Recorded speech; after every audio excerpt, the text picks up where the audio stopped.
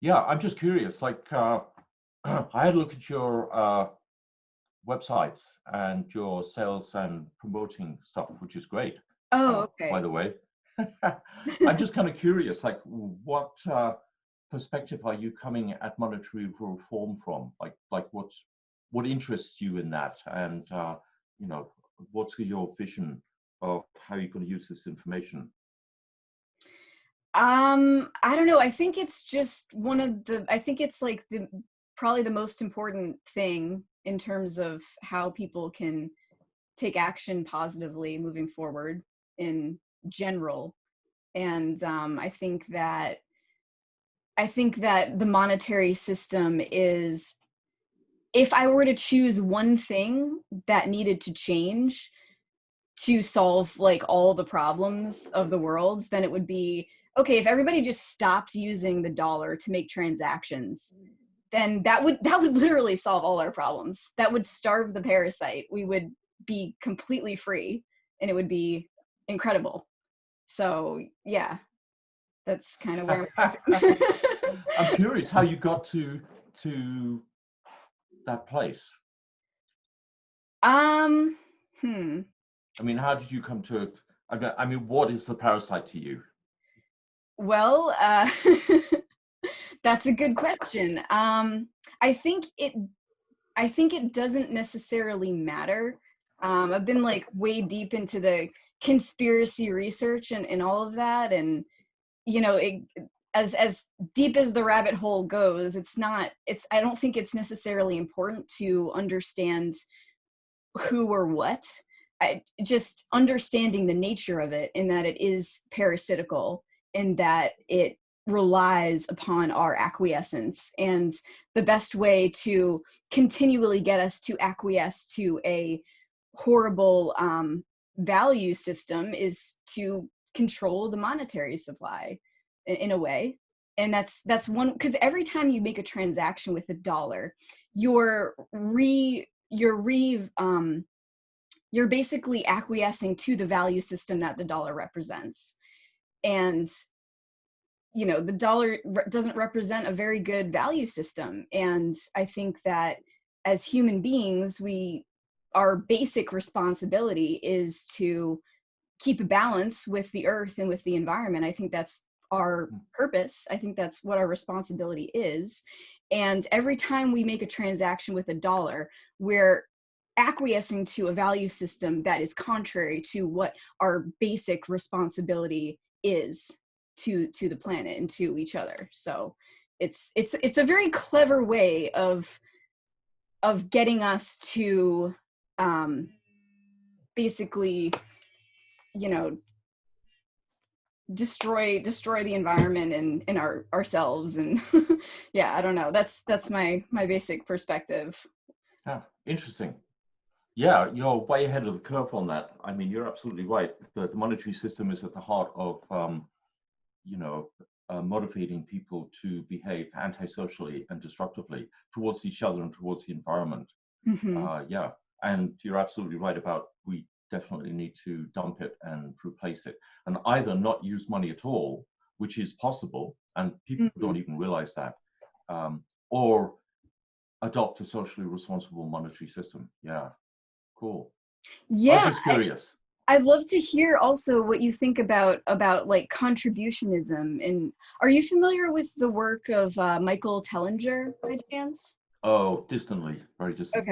Okay. I've watched a couple of his lectures, and he's really into the contributionism idea, and like the fact that it's possible to create a gifting society, where everyone is sort of, it's like another exponential level where everyone's able to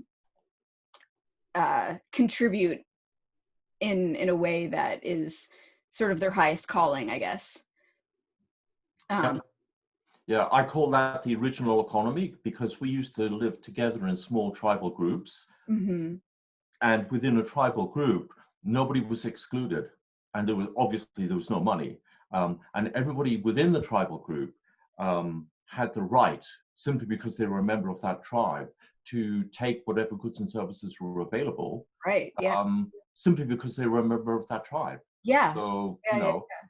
all the good things were shared and all the bad things were shared. And by sharing both the good and the bad, they created a deep bond of kinship and friendship and trust that simply doesn't exist in our economy.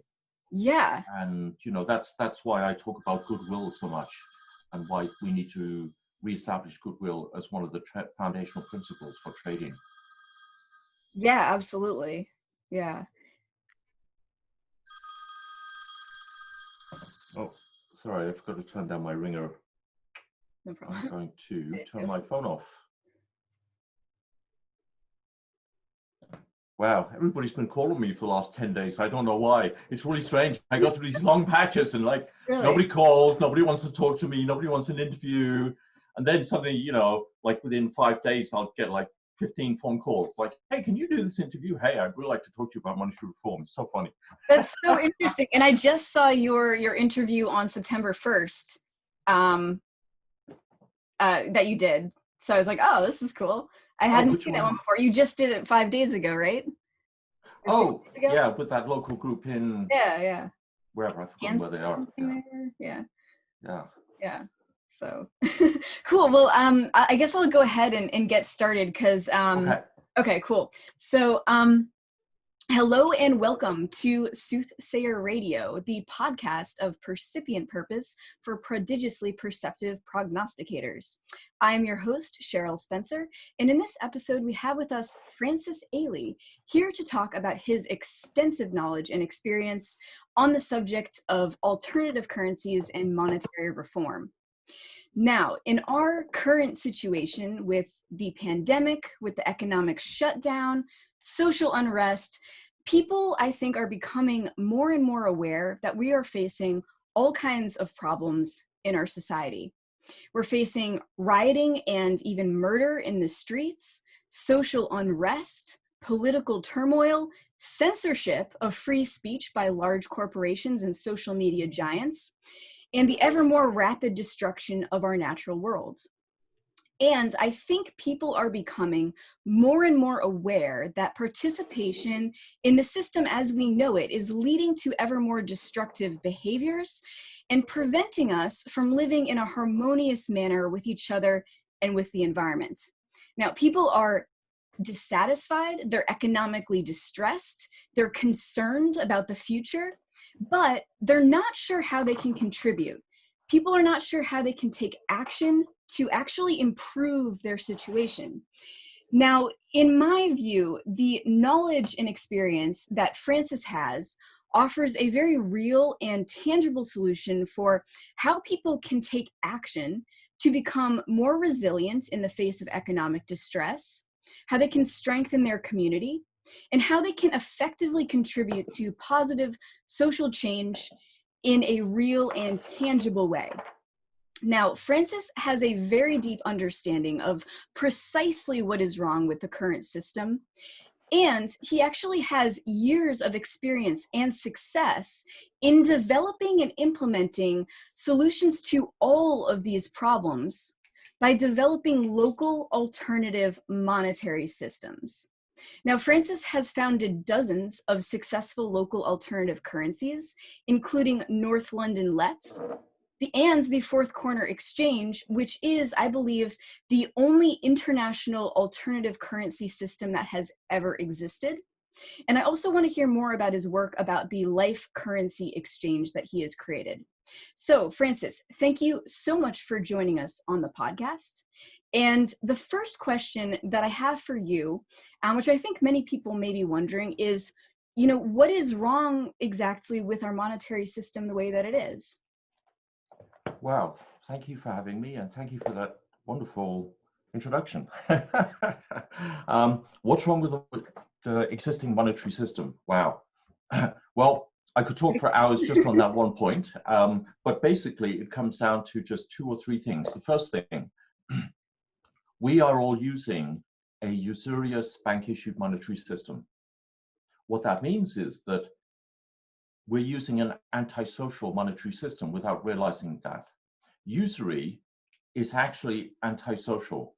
And just to kind of quote a couple of historical references, there was a man called Edward Kellogg who was born in 1790. He was an American, and he wrote a book way back in the mid 1800s, which at the time became a bestseller, amazingly. And it had the title of something like The Problem with Usury, or hold on, it's called Usury, the Evil and the Remedy. So he identified way back in those days, and he was an economist, a mainstream economist, and a very successful rich businessman. And he identified way back then the problems of usurious money. Usurious money is designed to transfer wealth from the poor to the rich.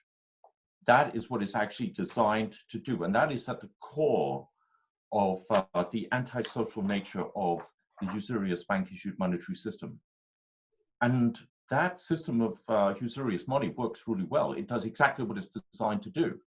It transfers wealth from the poorest to the richest.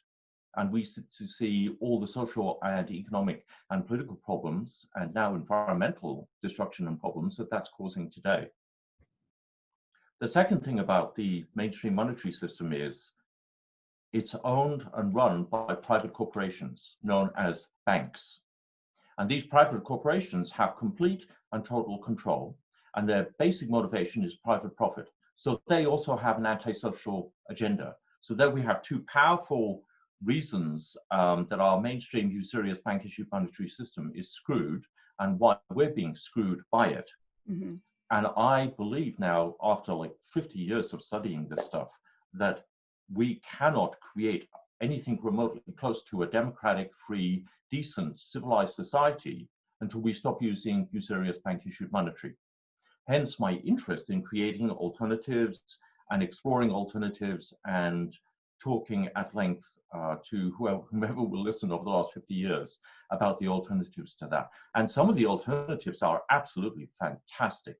I mean, what I call the original economy is basically returning back to how we used to live collectively and cooperatively originally.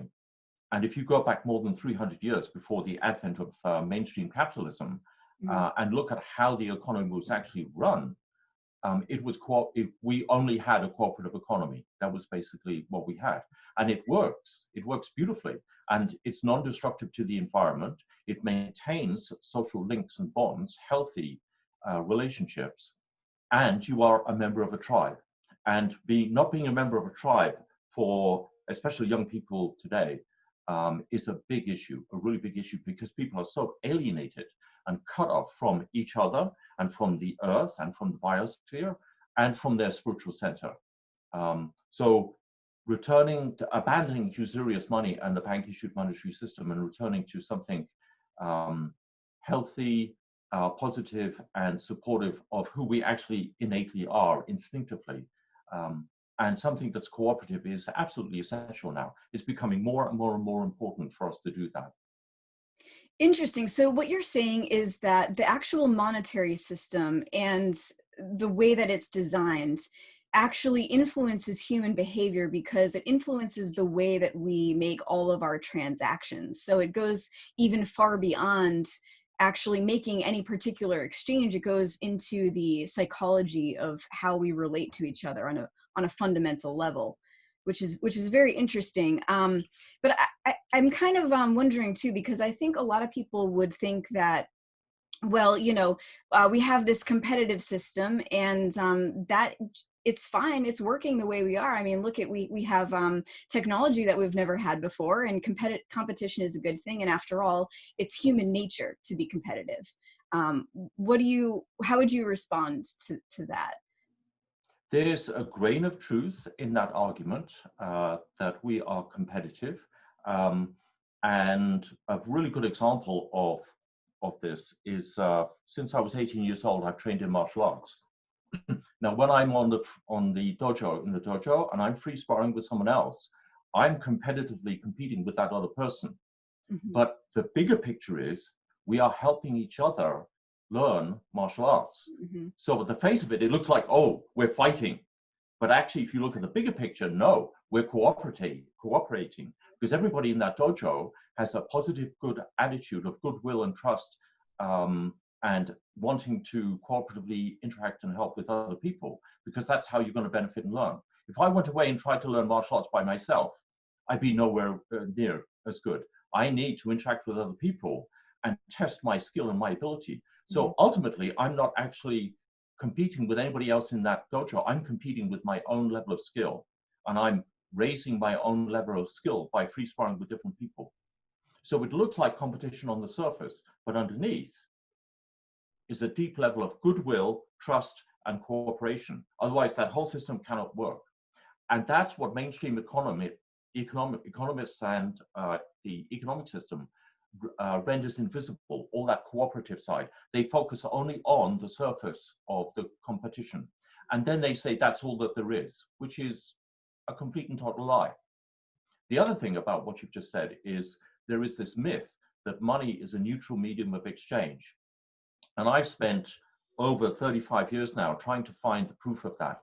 And I've scoured and read all the mainstream economic texts and then a whole bunch of economic reform books and so on. And I cannot find a shred of evidence, actual scientific proof, that money is a neutral medium of exchange. And I don't talk to economists or professors of economics anymore, because whenever I do, they have no idea what I'm talking about. They cannot conceive of a cooperative economy or a cooperative world. They just can't. They've been brainwashed, as far as I'm concerned. But when I did, 20 years ago, I would always ask them, prove to me that money is the neutral medium of exchange. And they're always like, what? And I'm like, prove it. So prove it scientifically. Show me, demonstrate to me how money is a neutral medium of exchange. And they can't do it. It's impossible. And yet I can demonstrate that the mainstream monetary system is not a neutral medium of exchange.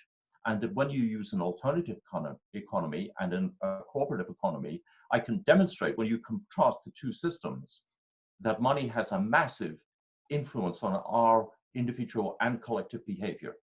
The evidence is right there. It's simply the mainstream economists will not look at it. Fascinating. Yeah.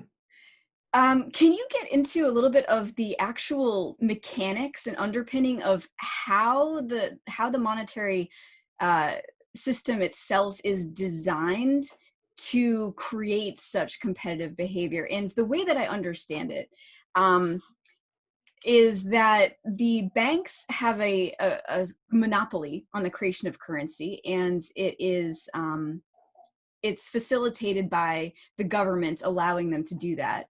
And then the other thing is that the banks actually create the principal out of nothing when someone applies for a loan, for instance. And the fact is that the banks create the principal, but they also charge interest, which is the usurious part of it.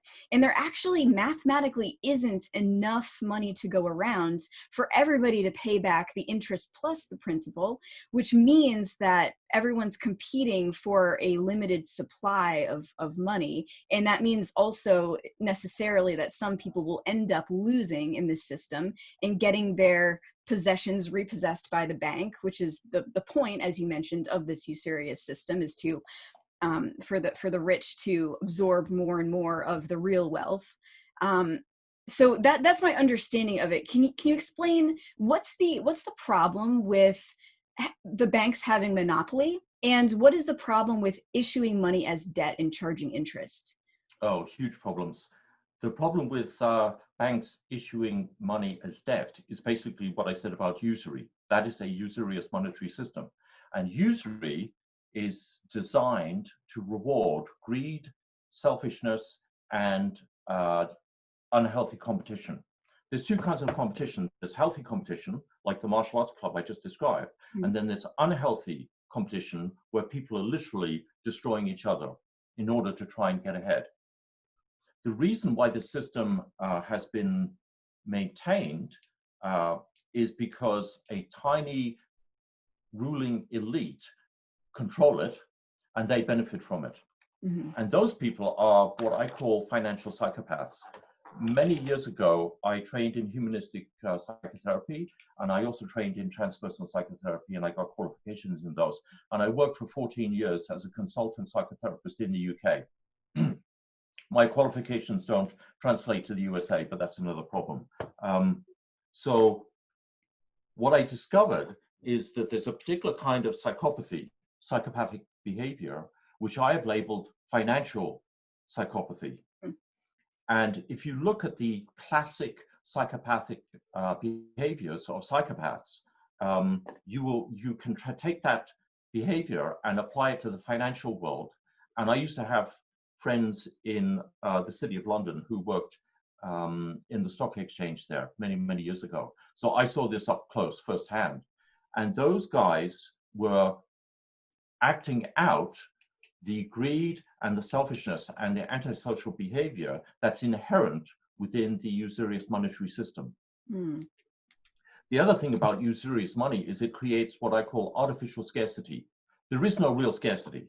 Everybody in the world could be fed, housed, clothed, educated. That could be done right now. Even if we had 10 times the population, it could still be done. It would be tough, but it could still be done. So what usurious money does, because it funnels all the real wealth up to the ruling elite, it creates artificial scarcity at the grassroots level. Mm. That scarcity isn't real. It's created by the usurious monetary system. I mean, I could go into hours of explaining all the details and the technical stuff, but this is like an overview. So usurious money creates greedy behavior, selfish behavior, and unhealthy competitive behavior. Like I said, there's healthy competition and unhealthy competition. I'm only talking about the unhealthy competitive behavior here.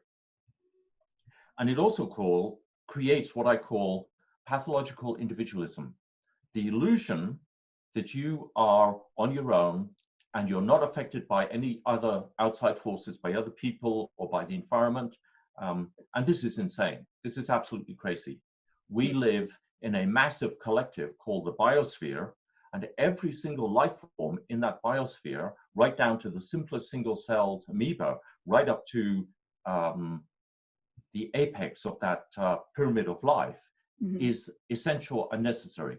If you start hacking away at the low levels of that pyramid of life, you're going to negatively impact the higher life forms, us. So we are quite literally destroying the biosphere, which we need to survive. And that's justified by pathological individualism, because if you just see yourself as an individual, you have no collective responsibility whatsoever, and you can just disown it. And this is what corporations do. They externalize, that's a technical term, all that responsibility, and that allows them to behave like psychopathic entities, which they are and they do. Hmm. Very interesting. Yeah, the psychology of it is fascinating, and it's fascinating how by creating these rules, I think, of how people can issue money, like how the banks can issue money, and the types of the ways that people can exchange goods and services with this printed money or digital money. It's fascinating how that sort of creates an environment of psychological behavior. Now, do you think that it's possible? I think that because we're so entrenched in the assumption that money has to work the way that it does, I think that there's some question for whether a monetary system can be actually engineered from the ground up, because we're so used to our monetary system functioning from the top down. Do you think that a monetary system can be implemented broadly as like a top-down system, or does it have to be, does a collaborative, cooperative monetary system like you're describing need to start at the grassroots level and be engineered on the local level from the ground up? It does. Otherwise, you have an authoritarian monetary system. And then if that is basically an authoritarian system, which our mainstream monetary system is, because it's controlled by private bankers. So there's no democracy, there's no accountability. They can do whatever they want, whenever they want, and in whatever way they want, and they can't be held accountable at all, which means we the people have no control over that system whatsoever. So we have a usurious monetary system, and then we have an authoritarian power structure which controls that monetary system. So the people are systematically disempowered. When you have an egalitarian cooperative monetary system like fourth corner exchange or the life currency exchange, which I'm going to be launching in the next year or two, you have a completely different trading environment because it's non-usurious money and everybody creates the currency as they go along. And you can create as much or as little currency as you need. So when you want to buy a house, you don't need to like, oh, I need some money. I have to go to the bankers and use this usurious monetary system. What you do is you go to your community and say, I want to build a house. I need the credit from you people in the community. I need food, shelter, clothing, and so on, all the other things that I need for me and my family. Are you willing to support me whilst I go and build my house? In fact, will you come and help me build my house? And this is the cooperative economy. This is the original economy. I am shocked. I am still shocked and surprised after doing this for 50 years.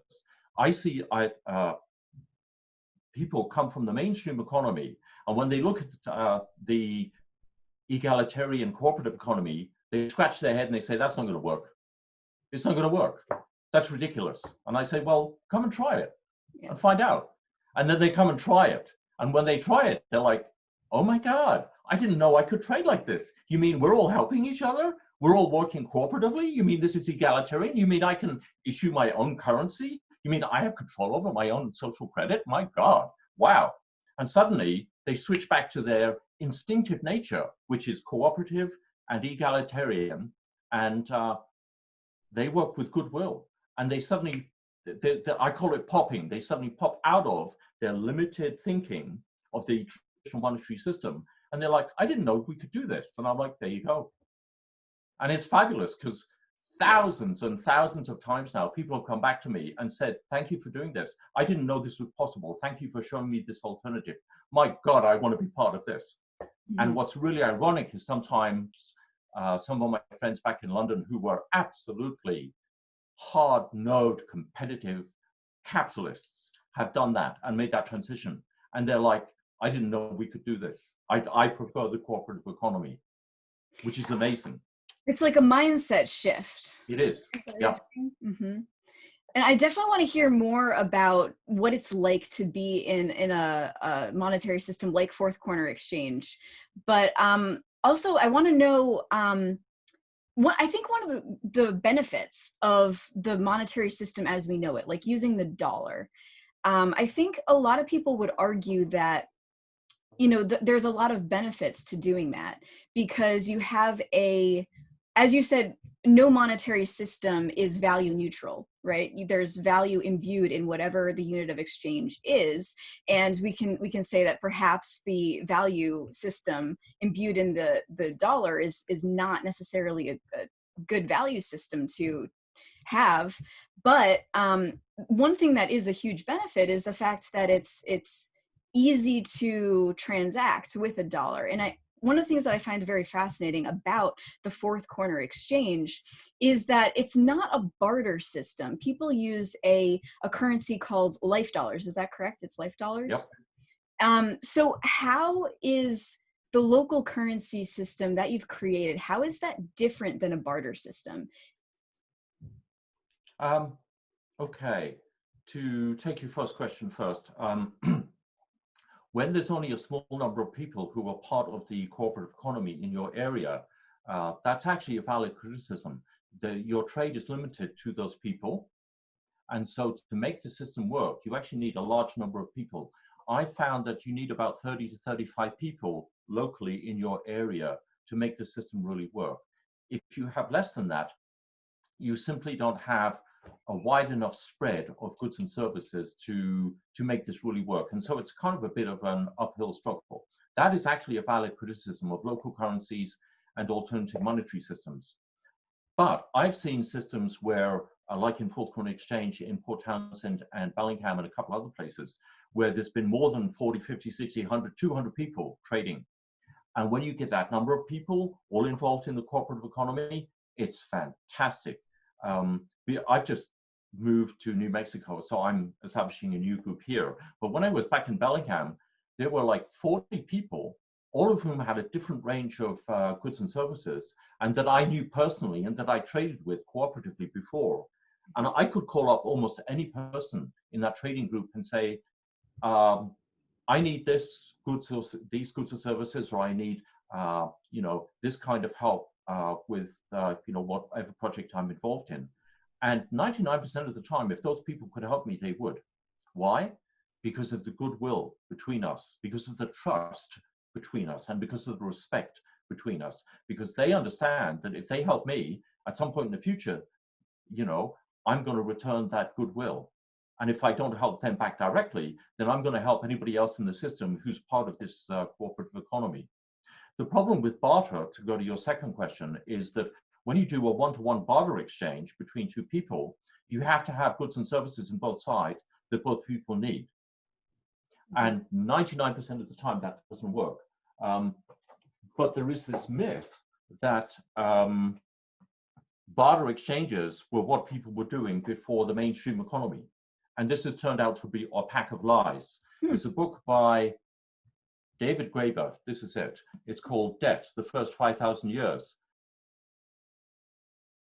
That looks like my internet went down there. Gotcha. Okay, so you were saying debt, the first 5,000 years. Yes.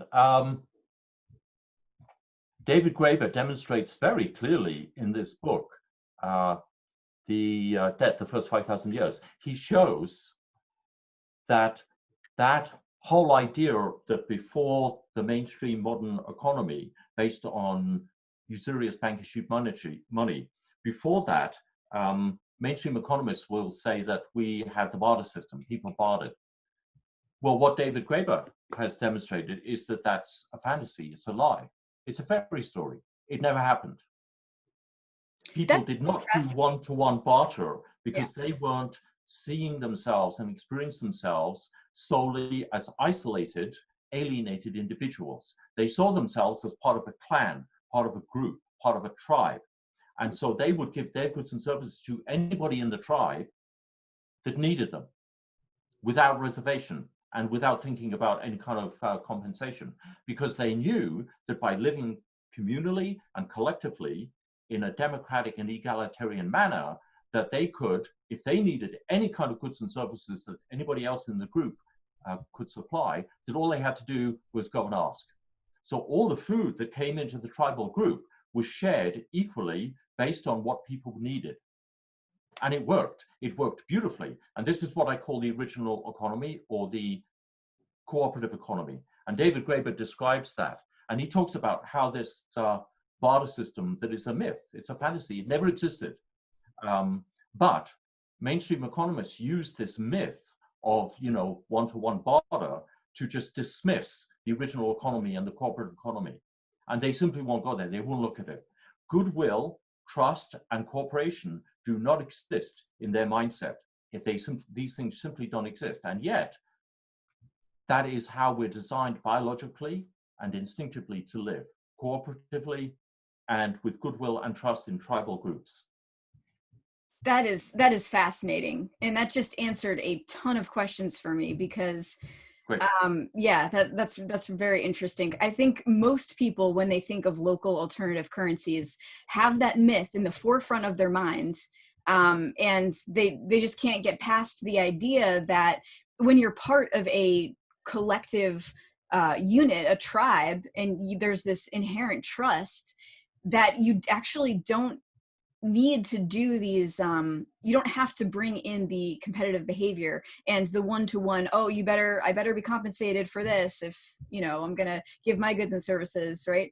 You don't have that competitiveness and that mentality of scarcity, that's very fascinating, because I think a lot of people don't understand that it is possible. I mean, what you're describing is so outside of the scope of what people understand money and value to be, that it's definitely, I can see where it's a difficult mindset shift when you're getting people involved in local currencies.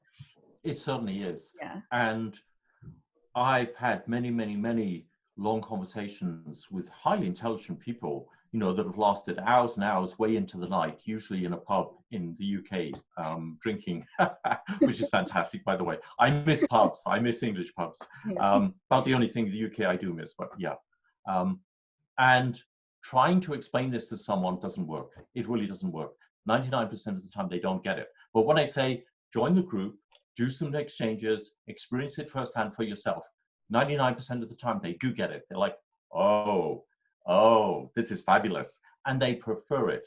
99% of the time, they're like, I want to trade in this way. I want to be part of the cooperative economy. I want to feel part of a tribe, a group of people who are right there. They have my back. They're willing to support me. They'll help me in whatever way they can, without question, because of the goodwill and the trust that's been built up between the individual members. It takes a little while to do that. You can't just come into the system and then immediately be accepted by it. You have to demonstrate that goodwill to the other people in the group. And so there's like an initiation, a phase of like, you go into the group and start trading, and it might take 3 months, it might take 6 months, it might take a year if you only do trades very slowly. To establish that trust and that goodwill. Yeah. Yeah. Yeah. But Francis, it always happens. What about all the bad apples? What about, because people, I think a lot of people might think that, and this is a philosophy, this gets down to, you know, behavioral psychology and philosophy. I think because we've been living in this competitive monetary system for so long, that it sort of instills in us the fact that, well, like we mentioned before, right, humans are naturally competitive, and they just want to, you know, they're not cooperative, but also that people are inherently bad, or they're out to cause problems. So have you experienced anything like that? And have you experienced that to be the truth in these alternative systems? Not really. There are, again, there's like a grain of truth in this, but it's like tiny. The reality is that most people have a tremendous amount of trust and goodwill within the cooperative economy, and they're more than willing, more deeply they get involved in it, the more they're willing to trust other members in their tribal unit. But there are occasionally bad apples. And it's interesting, my experience of the less than 1% of people who come into a cooperative economy and who behave badly, is that what happens is, as soon as you behave badly within an economy that is being run cooperatively, because it's an open system and because there's no secrets and there's no hiding, everybody knows immediately. If you do something bad against one of the other members of the tribal group, in a very short space of time, everybody's going to know, and your reputation is going to plummet, and then you're screwed. Because when you call other people and say, hey, I need you to come and, you know, do some carpentry work, or, you know, I need you to come and fix my motor vehicle, people are going to say, you treated Jane really badly a couple of months ago. I don't want to deal with you. I'm not dealing with you. I'm not trading with you. So the power to withhold your goods and services from one individual, when a group does it, that person is dead economically. So you behave badly in a cooperative system, and you're committing economic suicide very quickly. We had one person who did this in North London Less many years ago, and that's essentially what happened. People said, you're an asshole, I'm not trading with you. And he was forced to leave. And he'd actually accrued some local currency. And because nobody would trade with him, he lost out. So he did a whole bunch of work and he never got paid back for it. That was his fault. And that was the penalty he paid. And that was a group imposed penalty, automatically imposed by the system, because that's how cooperative economies work. So you must maintain your reputation with other people. Your reputation doesn't have to be 100%. In Fourth Corner Exchange, we've got a feedback system, and I've done hundreds and hundreds of trades over the last, 16 years, 17, 18 years within Fourth Corner Exchange, and before that, North London Less. And my rating is 99%. I do not have 100% trading rating. It's impossible to do hundreds of exchanges and have every single one of them go perfectly. So 2 of them went belly up. And I just ended up saying, okay, that didn't work out, never mind. I didn't get negative feedback, but I got neutral feedback, which lowered my score from 100% to 99%. easily, it's not a problem. It just means that, you know, not every trade goes exactly the way you expect it to. And it's just not a problem. If anybody has a trading feedback on our system, a reputation of like 96, 97, 98% is no problem. If it goes below 95, people are going to start asking questions. How come your reputation is not so good? You know, and then they can go back and they can look at the trades that you've done with other people, and then they can call the people that you've done the trade with and say, what went wrong? Why did, you know, what happened? How come you gave this person negative feedback or neutral feedback? And then you get a first-hand experience and a realistic feedback about that person's experience trading with the potential bad apple. So then you can make up your own mind. It's a empowering system. It empowers people to be in control of their economic lives in a way that the complete opposite happens in the mainstream economy. People are systematically disempowered and they have no control of their economic lives. So you're saying, though, that people have to really be responsible for maintaining and accruing their own trust capital within the community. Absolutely. Yes. Interesting. Cool. It's crucial. It's central. You have to do that. If you don't do that, I tell people before they sign up, if you don't do that, when I run new member meetings, which I often do online now, I say, you know, if you don't come in with a good attitude, if you come into the system with a competitive attitude and I'm going to make as much local currency for myself and I don't give a damn about anybody else, I said, you won't go far and you will leave the system very quickly.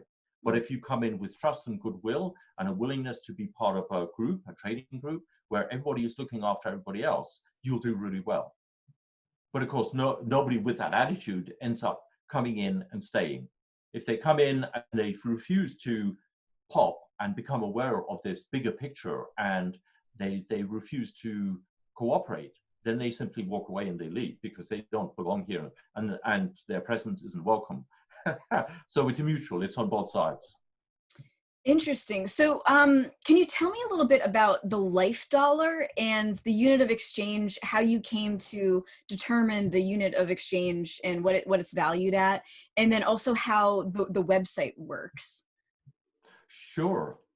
Well, you can actually go to the website, forthcomexchange.org, and you can skim through the listings that are on offer. And there's two sets of listings. There's the offered, what people need and want, and there's what people are looking for, the wanted listings. And you can skim through those, but all the contact details, telephone numbers, email addresses, names, and so on have been removed. But you can see what people are actually trading right now. And yes, what was your other question? The unit, the life dollar. Oh, life dollars. Yeah. When I first moved to Bellingham in 1998, 99, in the Pacific Northwest, just north of Seattle, I just handed over North London Let's to a small team of people who continued to run it after I left. Mm-hmm. And I was a little disillusioned with Let's systems. Let's is local exchange trading systems. So when I got to Bellingham and I started talking to people about the cooperative economy, many people were like, oh, let's set up a Let's system. And I was like, if you want to do that, go ahead and do it. I'll help you do it, but I'm not going to be part of it. And they were like, why? And I said, it's interesting, but Let's at the time when I encountered it in 1990 was the cutting edge of alternative monetary systems, along with time banks. And what is that exactly? A time bank. A time bank was created by Edgar Kahn, I believe. I believe he wrote a book called Time Banks or Time Money or something like that. It's the same as Let's? No, they're two different systems.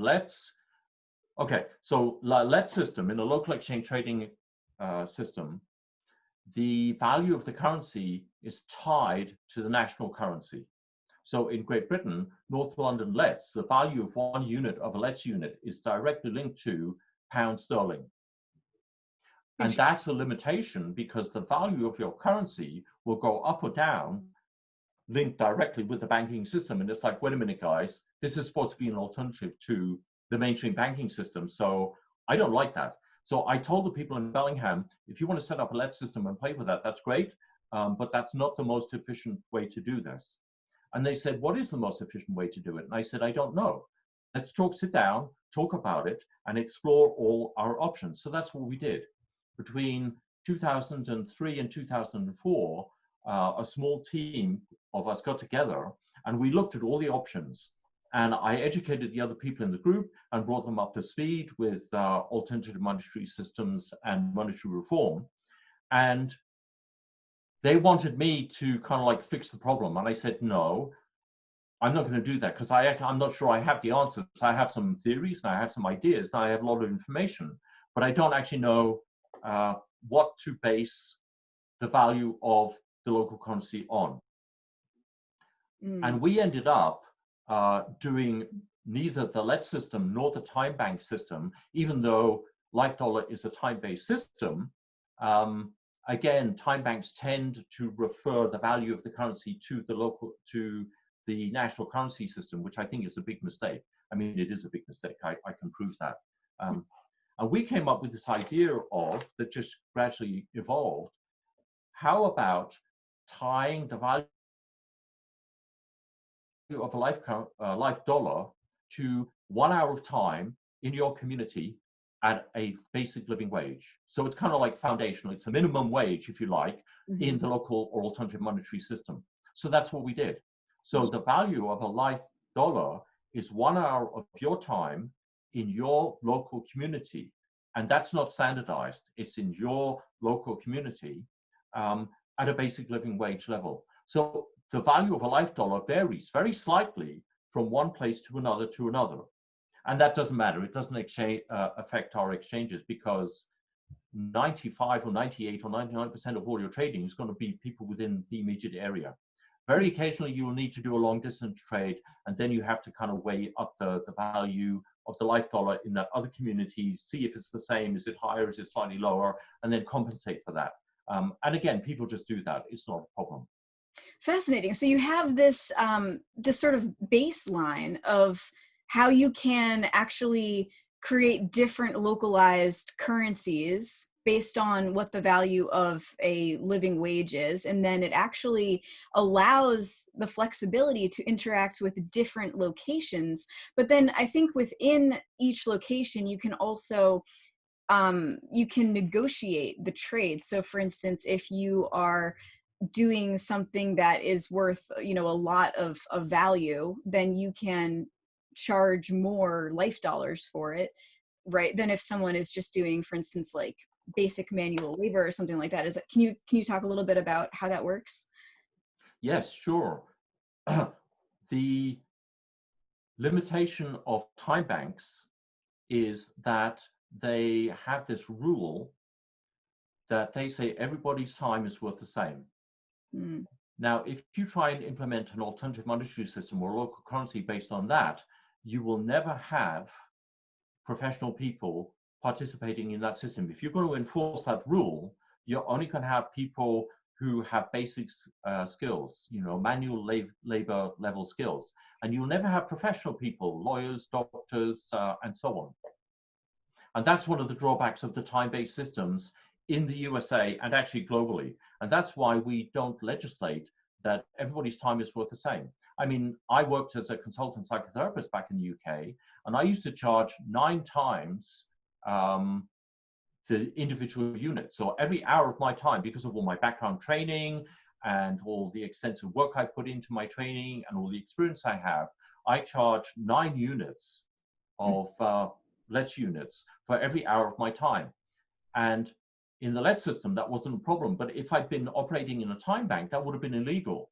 It's like, you can't do that. Your 1 hour is worth the same as everybody else's. And that was the problem I had with time banks. So Fourth Corner Exchange has transcended both those problems and taken the best from each system and many other alternative monetary systems throughout the ages. There have been hundreds, absolutely hundreds, globally over the last 300 years. And we've condensed it down to the perfect currency that supports the cooperative economy. And it works beautifully. It's very powerful. And that's what makes it international, because the value of a life dollar has nothing whatsoever to do with the British pound or the American dollar. It's like, it doesn't matter what's going on with those guys. Those systems can collapse, and the life currency exchange and the fourth corner exchange and the life dollars and life currency will still be there untouched. And that was my goal back in 2004. And we achieved it. It's successful and it works. So this system can be implemented anywhere in the world, and you can create the corporate economy anywhere in the world, and it'll just work. The key problem is not the mechanics of the system. The key problem is the psychological change from pathological individualism to a cooperative, sensible, egalitarian, adult and mature way of interacting with people in your tribal group and the people in your neighborhood. It's that psychological shift. That's the big problem. Yeah. Yeah, no, that is absolutely fascinating. So it sounds like you have really developed a very sophisticated technology that is very effective at creating a local currency and an international currency even. So now I want to talk a little bit about what you were just mentioning and how to get people to make that shift. And I think that you have also developed some really useful frameworks for how to go about doing that. So give us a brief breakdown of that. What is required in order to establish an effective local currency? Like what are the steps involved, and like what really has to be accomplished to be able to establish something that's going to be effective? Well, the legal structure of Fourth Corner Exchange is we are a private members club. And that means we have a member agreement, which is a legally binding document. So you need to read that, understand it, and agree to it. And you can't sign up unless you have. And we have a small yearly annual fee, which maintains the infrastructure of the organization and pays a little bit of national currency and a little bit of alternative currency to the people who actually run the system. Mm-hmm. And I guess the main thing, if you want to set up this system in your neighborhood, the main thing to understand is you need to bring people together and give them an example and an experience of. The experience of is the more important thing, of how the cooperative economy works. If you can do that, and if you get people together and you start showing them how to trade cooperatively, in a very short space of time, they just get it because it's instinctive. We are a collaborative and a collective species. We are a social species. We are meant to work together in tribal units and groups. So people get it very quickly, the ones that are actually going to make that transition. And once you've shown people how to use the mechanics of the cooperative economy, some people just really get off on it. They're like, oh my God, I'm going to change my whole life and I'm going to use only the cooperative economy for absolutely everything I possibly can. And it's beautiful and it's powerful and it's magical. But you have to give them that experience, and you have to give them a basic level of education about the differences between the mainstream competitive economy and the cooperative economy. And if you can do that, give them a basic level of education and then show them how to trade cooperatively, 90% of the time they'll get it. So my way of introducing people is by running new member meetings. And we're doing this online now because of what's going on and so on. And so if you get a small group of people together, I'm happy to run a new member meeting. And then after I do my 45-minute presentation, people always have questions. And I'm actually happy to do a question and answer session. And once they've got that basic, this is the alternative, this is how it works, and this is how you engage in it, if they get together and set up a local group, that's fantastic. And then it's up to them to figure out, the local details and how to value the currency in their country and in their location and what makes sense to them and so on. And then simply to start trading. And you said it takes about 35 people to get the level of socioeconomic complexity and skill sets going to really get the ball rolling so that it can be sustainable long term. Is that right? Yes. Okay, cool. If you have less than that, you don't have enough spread of goods and services, and it still works, but it's always an uphill struggle. And then from there, you're basically saying that new member meetings are really important, and getting people to, sort of embrace this new paradigm and then starting to trade with each other. Yes, and the second thing I recommend is once people have signed on, if they're still unfamiliar with the system and they're uncomfortable or they've got questions, have a regular monthly meeting where you get everybody together. And when I was in Bellingham and when I was in London, we used to do it as a potluck. So we'd get all the members together, we'd have a potluck, we'd spend half an hour or 40 minutes or an hour chatting, talking, exchanging notes, eating food, drinking, and having great fun.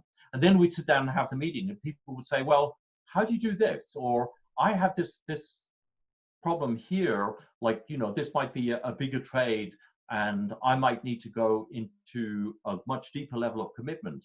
We don't call it that, we call it commitment. When you take goods and services out of the trading group, you're making a contract with everybody else in the group that you're going to pay those goods and services back in kind over an extended period of time, but there's no time limit. So this is not like a loan in the sense of, we're going to give you this much and you have to pay this much back. And there's never any interest. Interest and usury is actually in the member agreement, it's outlawed. That's one of the few things that's actually outlawed in the cooperative economy because it's antisocial. It doesn't work, it doesn't fit. So new member meetings, and then sometimes personal introductions by someone who's already in the system, initiating someone else into the system. Like, look, I've done 50 trades. I've traded this with this person, this with this person, this with this person. This is how the system works. And a lot of people are brought into the system by individual members, their friends, their relatives, their neighbors. They go, I've known people in Bellingham go around and knock on the doors of their neighbors and say, hey, look, are you a member of Fourth Corner Exchange? And they're like, what's Fourth Corner Exchange? And they're like, come to this new member meeting and bring, bring a dish and we're going to have a potluck and you can find out. But I'd like to be able to exchange my goods and services with you because you're my next door neighbor or you live across the street or around the corner. Come and check it out. And that's how we got a lot of members in Bellingham and the surrounding area. Cool. And it also sounds really interesting because it sounds like it almost replaces in some ways the governmental system. It sounds like it's a system of collective self-governance where everyone is expected to take personal responsibility and just work collaboratively as well, which I think is really fascinating and also completely contradicts the assumption that most people have, which is that you need a dictator type government telling you what to do. And so you're saying that there really aren't any additional rules that need to be imposed in order to get people to work in this system. There's a couple of basic frameworks. There's a couple of agreements that people need to understand, and there's this sort of mental shift that needs to take place, which can happen when they start to see the trades working and they can see the system in action. Absolutely. Cool. The problem is not that you have to do a massive amount of education. The problem is that most people never experience the cooperative economy in a really big way. You might experience it with a single one-to-one barter exchange with a neighbor or a friend or a relative or someone that you are close to, but you never do it as a group. And this gives people the opportunity to step out of the mainstream economy, which actually prevents people from trading cooperatively and with goodwill and with trust. That's the big downside of the mainstream economy. It prevents people from exchanging their goods and services in a way that they would, if they had a choice, they would choose, and that we are instinctively and biologically hardwired to operate in. We're hardwired for cooperative behavior. And the mainstream economy destroys that and prevents people from even knowing that that is an opportunity and that that possibility exists. So they don't even know it's there. So when they make that transition and they've kind of got on their feet and they understand that it's the opposite of the mainstream economy, they never got back. All the people in Bellingham and Port Townsend that I've interacted with and who get it, and back in London and many, many other places, once they get it, they're like, they never go back. They're like, oh, no, I'm not going back to that really messed up usurious bank-issued monetary system in that competitive economy. That's crazy. That's insane.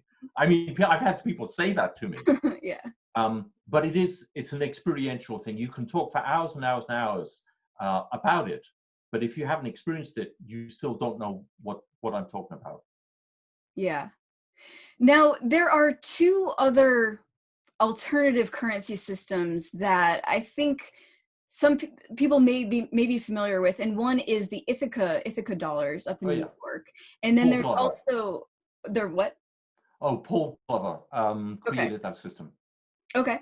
And then there's also River Time, which is out of the gorge up in the Pacific Northwest. And the one thing that I think is really interesting is that both of these currencies are printed currencies, and that's how they operate.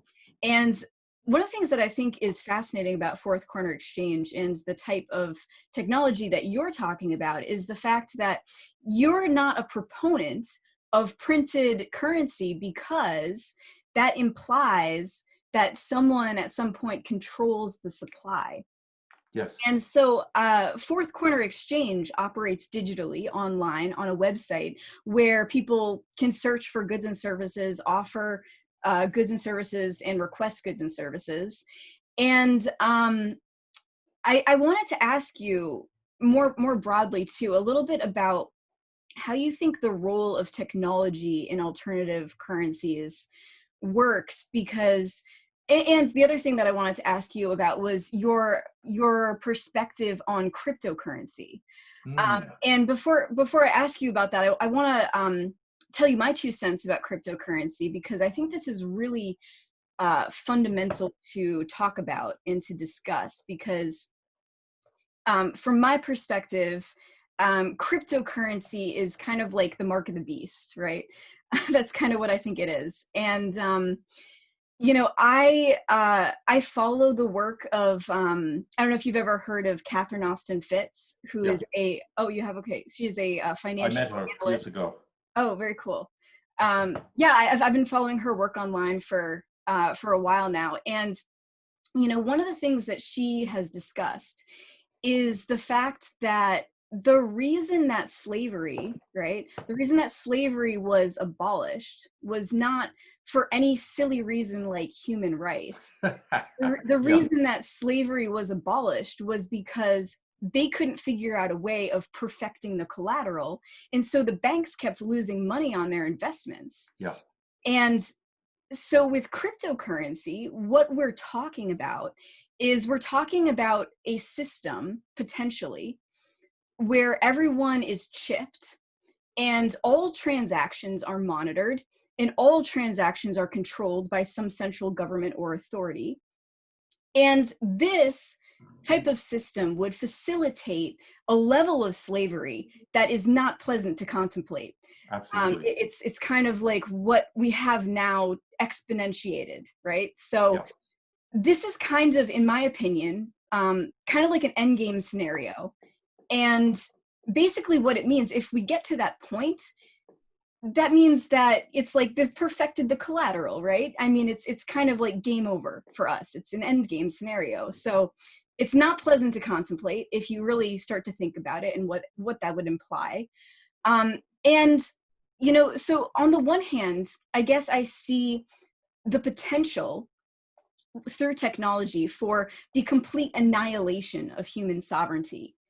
But on the other hand, I see through the potential of using technology, like the system that you've created with Fourth Corner Exchange, I see the potential for a kind of evolution of human sovereignty, where we have this egalitarian system that actually allows us to maintain a very high degree of socioeconomic complexity.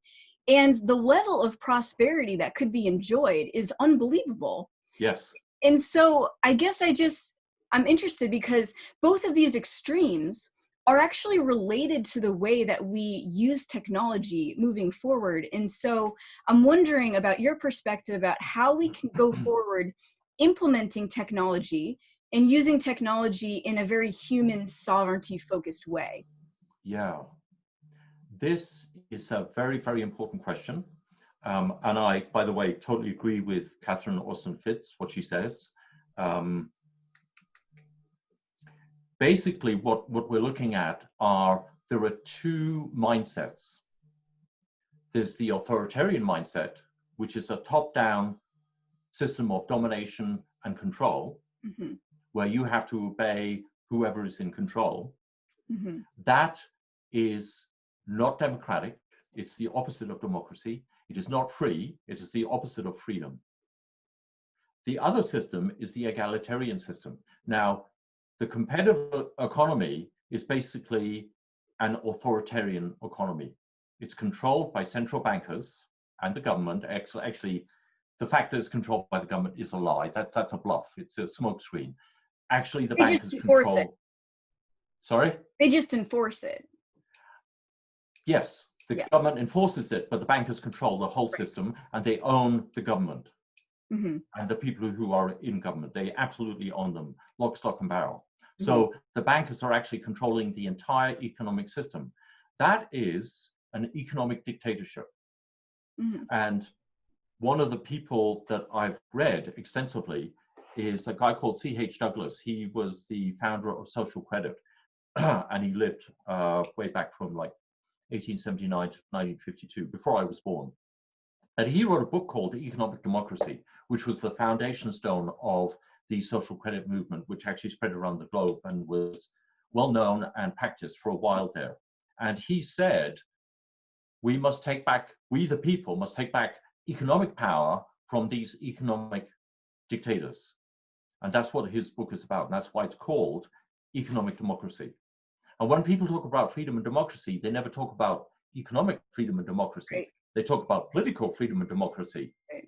And what C.H. Douglas pointed out is your political freedom and democracy is irrelevant if you are not economically free, because you're being controlled. What's that Rothschild quote? It's about I care not who controls the government. Oh yeah. What was that quote? If I control the money supply, I care not who makes the laws, or something like that. So, it doesn't matter who's making the laws, which political party is in power, because I control the economic system and the monetary systems, therefore I'm in control. Absolutely right. I don't think that quote is genuine. I think it's a fabricated quote, but it doesn't matter. It's actually still accurate. The impetus behind it is absolutely accurate. So the alternative is an egalitarian system. And this is where we have the cooperative economy. And this is an egalitarian system where the power is right at the grassroots. And there's virtually no power above it. It's like people are creating their own currency in a manner of their own choosing it, and using it in a manner of their own choosing. So they have complete and total control at a grassroots level. And so these systems are complete polar opposites. So whether you're using a printed currency or an electronic currency or a cryptocurrency, or whether your currency is a limited supply currency or an unlimited supply currency, I'll come to that in a moment. All these are secondary to, is this structure an authoritarian power structure, or is it an egalitarian power structure? That's the key question. Interesting. Everything else is secondary. And if it's an authoritarian power structure, you're going to get screwed. It doesn't matter what the details are, you're going to get screwed. If it's an egalitarian power structure, where the people at the grassroots have the power, they decide how they do it. They decide all the details. They decide who they trade with. They decide how much money is in circulation. So to go back to a limited supply currency and an unlimited supply currency, which is another important quality of monetary supply. A limited supply currency is the problem with printed currency. If there's 500 bills in circulation in my local area, and we have no other way to exchange our goods and services, then we have a limited supply currency. That means that I can't exchange my goods and services until I get some of that printed currency. And I have to wait, and I have to find a way to earn that printed currency. That's a serious limitation of all printed currencies. And it actually is a minor limitation on some cryptocurrencies. But that's a different ballgame, because there are ways to create cryptocurrencies. But again, that's actually a very complex subject, and it's kind of outside of the remit for today. In Okay. an unlimited supply currency, what I like about electronic money is people are creating the money as they go along. And that's what I love about lead systems, and it's what I love about life dollars and life currency. As people trade, they have a bank account that starts at zero, or it's the equivalent of a bank account, and they can spend and earn as much as they want. There's no limitation. There's none of this. I have to earn some money before I can spend. It's like, no, I have these needs now. My family needs this. I'm just going to spend from my account, go into commitment, and I will repay that back. And I and my family and whoever else is involved in this account, connected with this account, have an agreement with the community to pay that back at some point in the future. Right, and because they're identifying themselves within this cooperative economy, there's no need for them to have money before they can spend it, because they can commit, and there's that trust going on that allows them to go into commitment before they actually give value, because they identify as part of that greater group. Exactly. Now, I guess my question is with the cryptocurrency thing is, and I understand that you're a programmer and you're a Linux developer and all that, and you actually built the system that Fourth Corner Exchange runs on.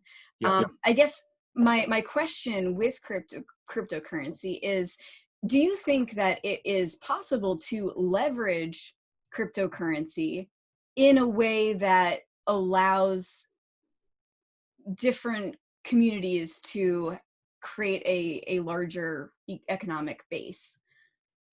And do it in an egalitarian way. Yes, that is the potential. I haven't seen anybody do it,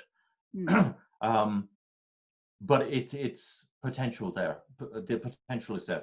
I'm actually talking with a couple of people in New Mexico now who they're big into cryptocurrency, and they've said, well, would I be, as the founder of the Life Currency Exchange, would I be interested in working collaboratively with them to create a cryptocurrency that would be based on the Life Currency Exchange? And I'm like, that sounds cool. Yeah, I'm really interested in that. That's fascinating. I definitely want to hear more about that. But now, allow me to play devil's advocate here for a moment, because, and I think other people might be wondering this as well, but if this is such a phenomenal idea and this system creates more freedom and a better quality of life, first of all, why have local currencies not been previously established that have been long-term effective? And if, for instance, the Fourth Corner Exchange or Life Currency Exchange really took off and started becoming really successful with, say, hundreds of thousands of people using it, what do you suppose would happen? Like, do you think that, like, I'm just curious what you think might be the result of that, besides, of course, a better quality of life for everybody who is using the system?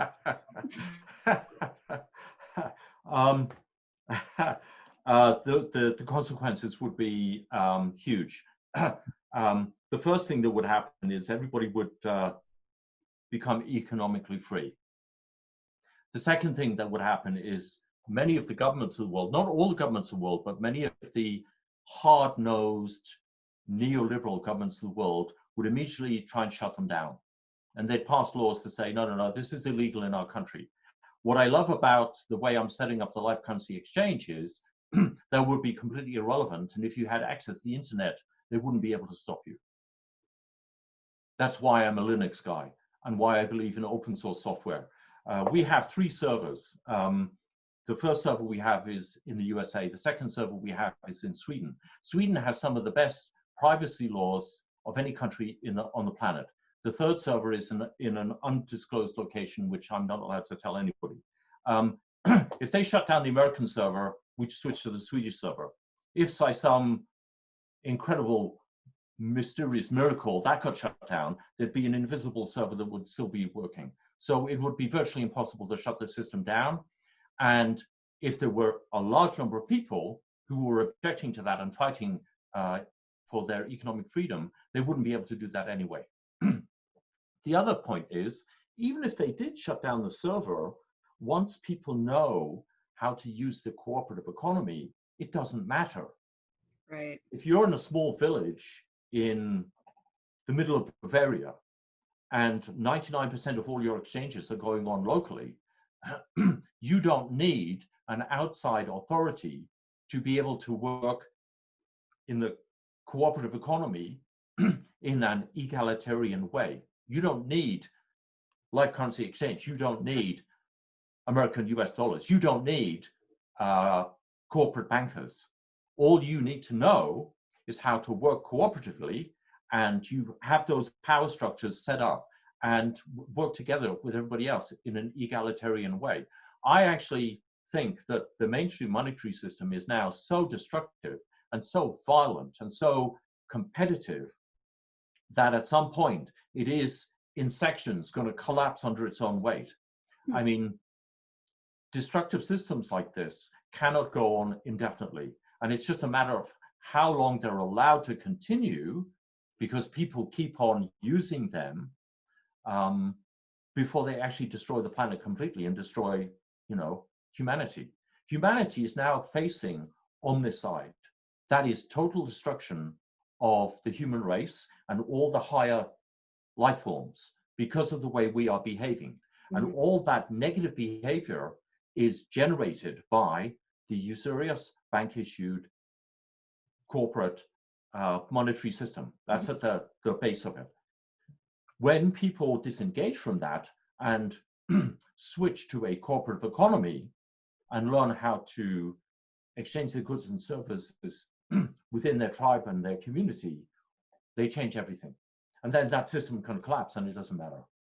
Yeah, what I think is so interesting too is about how basically when you're talking about a local level, the technology is only there to facilitate the exchanges to a point where the local community can establish or reestablish that trust. But then it also allows the whole system to scale. The technology allows it to scale on a more global level, so that you can have that higher degree of socioeconomic complexity, even when you're not experiencing the local aspects of building that trust. Absolutely. Yeah. In a way, this is ultimate economic freedom. It's taking back all your power from the bankers and from all those other external authoritarian power structures and re-empowering yourself and everyone else in your local community. So it's the ultimate of what C.H. Douglas was talking about in his book. It's ultimate economic self-empowerment and disconnecting from the seriously dysfunctional global monetary system. Cool. And can you tell me what life currency exchange is? Is that a different alternative currency that you're building, or is it more like a framework of allowing people to implement local currencies wherever they are?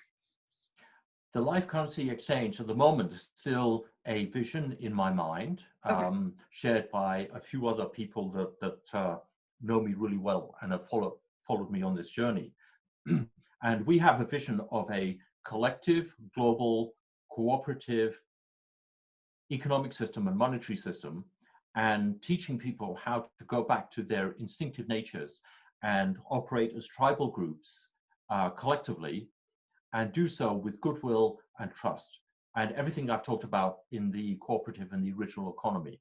So we have this vision of re-educating people how to work together in a socially responsible manner and to disconnect from the very, very seriously dysfunctional mainstream monetary system and economic system, and how to rebuild their local economies.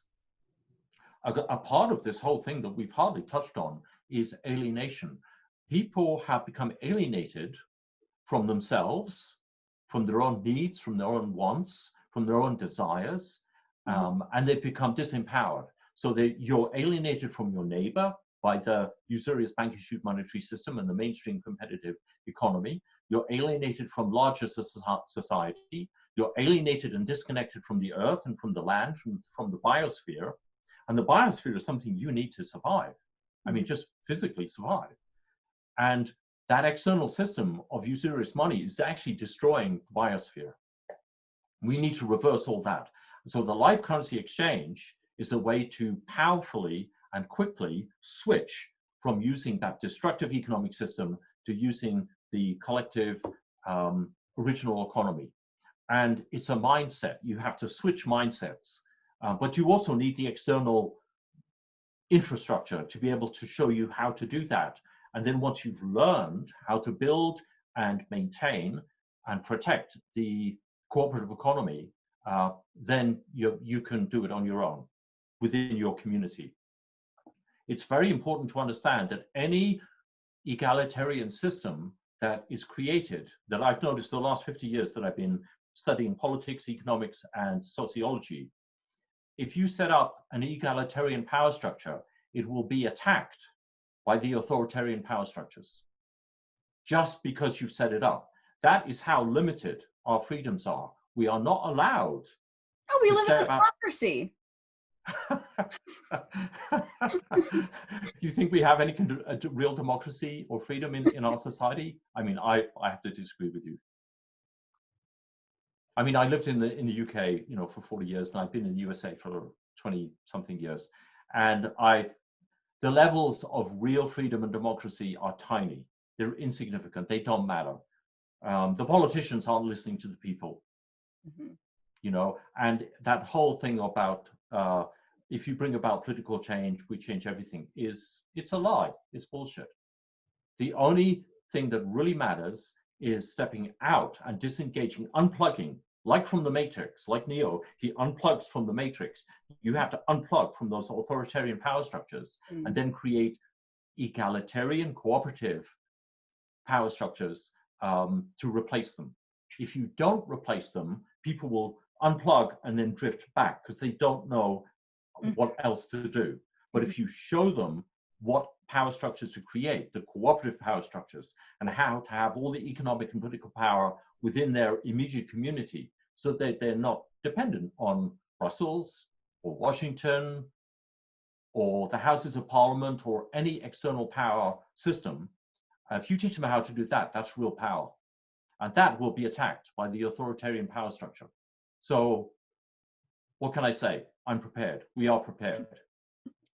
And so far, they failed miserably to prevent the development of alternative monetary systems that I've been involved in now for 35 years. So if you know how to do it in the right kind of way, they can't touch you. But you will be attacked. Yeah, I'm just thinking again about some of Catherine Austin Fitz's theories about how it's the system is kind of destroying itself on some level. Yeah. And I also think it's kind of interesting how it's almost like a race in a way, because with the internet and with this freedom of communication that we've enjoyed in the past, couple decades, it's almost like a race between the egalitarian system happening and this dark future of complete annihilation of human sovereignty with a central type of cryptocurrency. So I think it's interesting to contemplate, certainly. Yeah. Do you have any thoughts about that? Yes. Basically, humanity has two paths.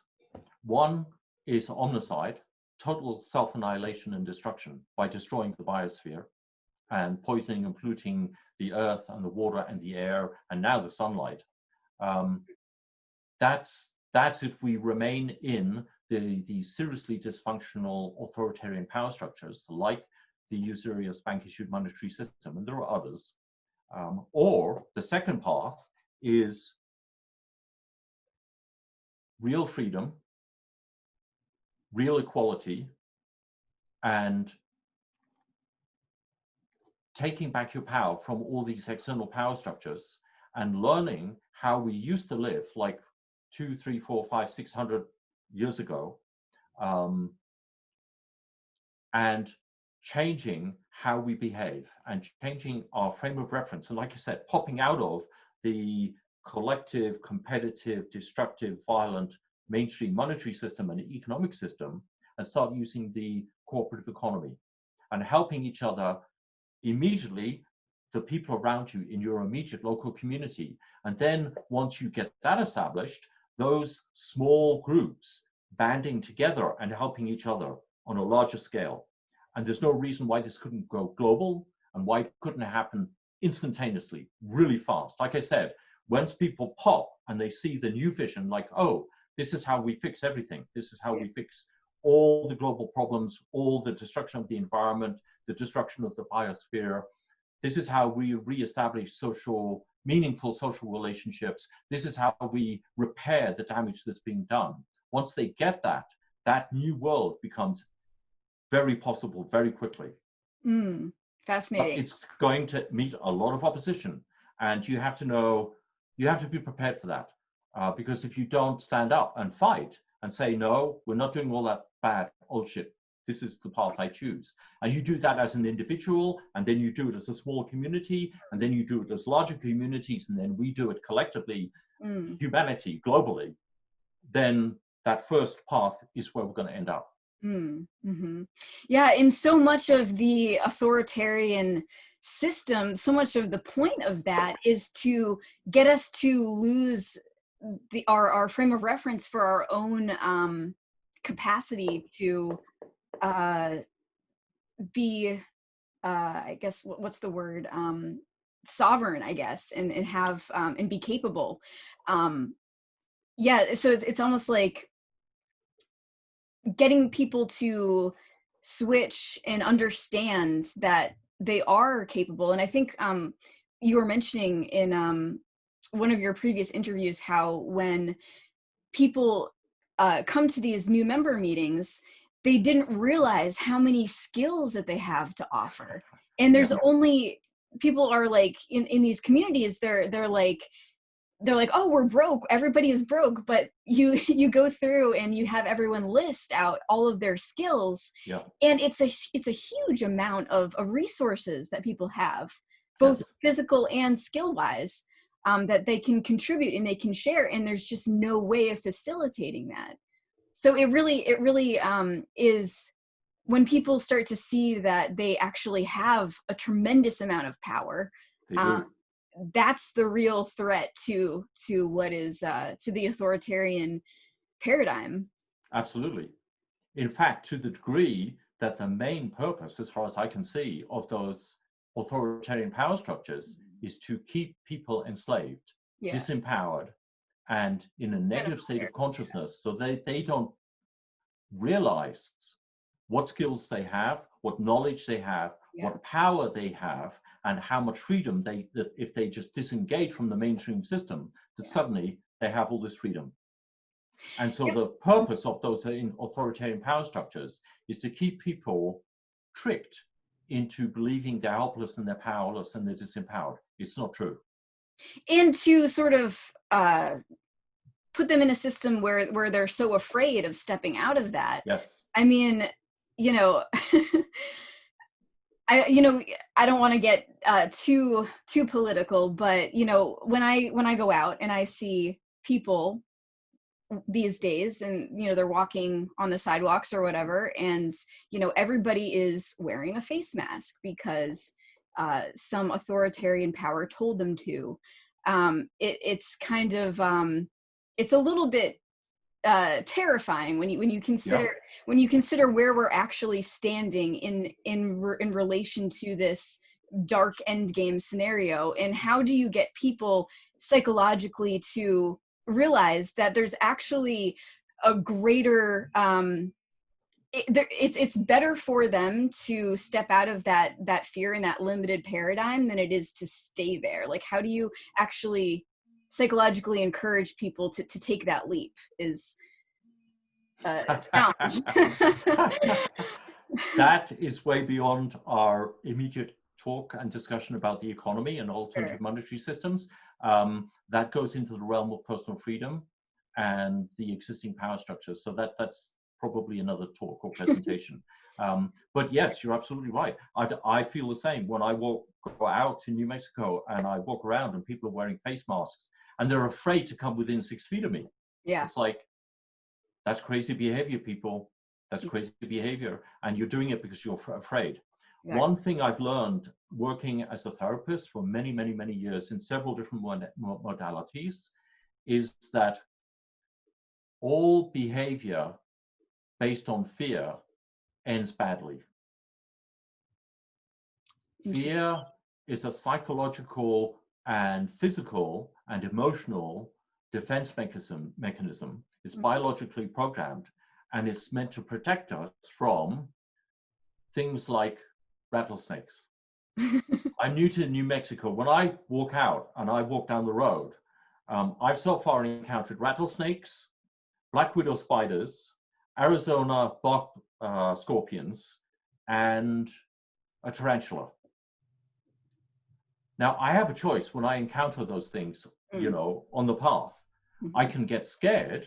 And if I get scared, what happens is that creature knows I'm afraid and it becomes aggressive because it's scared. Right. And then I'm scared and it's scared. What's going to happen? Nothing good is going to happen. Yeah. But when I encounter a rattlesnake, I'm like, oh, there's a rattlesnake. Yeah. I need to avoid it. So I walk around it. It's happy. I'm happy. No problem. Yeah. We found an Arizona bark scorpion in our bathroom the other day. Ooh. It happens to be one of the most poisonous scorpions you can get. Nobody panicked. My daughter said, this is Arizona bark scorpion in the bathroom. I'm like, oh, okay. I got a container. We ushered it into the container. We sealed it. We took it out. We drove it several miles into the wilderness and we dumped it. I don't have a problem with that scorpion being there. I have a problem with it being in my house. Right. But otherwise, it's like, no. My friends are like, oh, what, you should have killed it. And I'm like, why? Yeah. It has a right to life, just like you and me and every other life form. It's part of the ecosystem, man. It's part of the biosphere. It serves a constructive purpose. I don't want it in my house. I don't want it, you know, within 2 miles of me, but it has a right to live. Yeah. Well, you're a Taoist. Is that correct? That's correct. Okay. Well, there you go. There you go. Yeah. Well, I guess I'll wrap this up. Thank you again so much for being on the podcast. And you know, just to let you know, I really am 100% a believer in the extremely important work that you have accomplished with building this framework on how to establish a successful monetary system. And, you know, any way that I can be of service in helping to make your vision a reality. You know, like I said, I have a sense of urgency about it. So anything that I can do to contribute, I'm completely on board. And where can people find out more about your work if they want to learn more? Oh, right. If you want to find out about my economic reform work, go to fourthcornerexchange.org. If you want to find out a little bit more about me personally, then go to francisayley.com. I mean, that's all my Taoist side, my martial arts, my therapy and psychotherapy training, and a lot more spiritual stuff. Very cool. Cool. And one more question. I believe you mentioned that you are also in the process of creating a film about monetary reform. Is that correct? I'm in the very, very early stages of talking to some people who've made films, professional level films in the past. And that's very exciting, but we're in very early stages of that discussion. Okay. My inclination, because I get the impression they kind of want to take it in another direction. And there's some very specific points I want to make if I'm going to be part of a centerpiece of a film like that. So I might end up needing to have a little bit more control than they're willing to give, because there's some very definite central issues that need to be addressed. I mean, like I said, if humanity is now heading headlong to omnicide, which is total destruction of all the higher life forms, including the whole of humanity, there are key things we need to do to turn that around and take that second option. There's actually no reason why we couldn't, as human beings, be living on this planet and having a fantastic time. I mean, the eradication of poverty, the eradication of homelessness, the eradication of starvation, of unemployment, of everybody receiving the education they want and need and deserve, and so on and so on. That is possible. It's actually doable. Yeah. And I have a vision of how to do that. And I don't want the vision to be limited to simply the economic side of it, which is kind of where the people I'm talking to are focusing on. So I'm interested in making a film about the bigger vision. People need to know there are fantastic, practical, simple alternatives to all that authoritarian stuff that's going on in the mainstream world. And they need to know how to implement those alternatives, not only in the area of economics, but in your personal life, in your personal relationships, as social groups, and so on and so on. It's a big topic. Fascinating. Well, thank you again so much. And yeah, I keep in touch, and I look forward to hearing more about your progress in this direction. Oh yeah, let's talk some more, kind of like outside of a podcast about, you know, Okay, great. some of the stuff we've touched on. Okay, all right. Thank you everybody for watching. And like I said, I will put the links that Francis mentioned in the show notes. And thanks for watching, and I'll talk to you later.